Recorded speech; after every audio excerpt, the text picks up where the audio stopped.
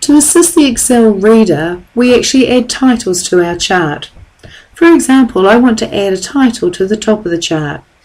When it comes to titles, we need to go to the ribbon. In fact, we need to go to the Chart Tools Layout tab in the ribbon.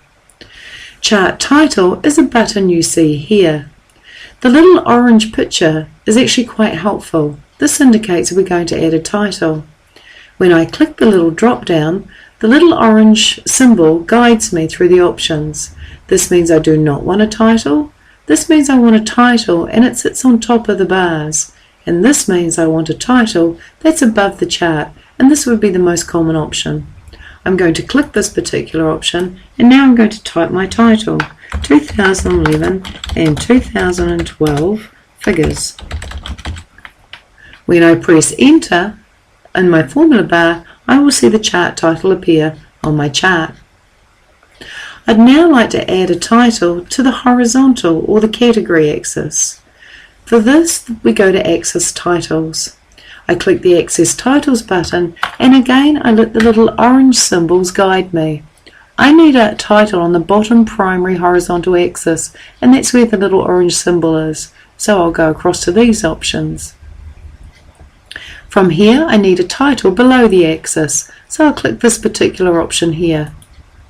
What I'd like to see below the axis is the text type, so I type type.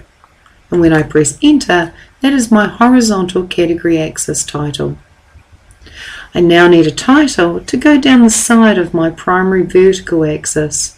So I'm going back to Axis Titles, letting the little orange symbol guide me, and I need a primary vertical axis title.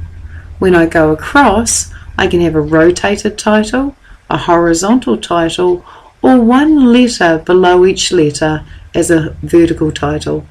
The most popular option is the rotated title, so I'm going to click this. And I'll type 2011 and press enter. And that is my primary vertical axis title.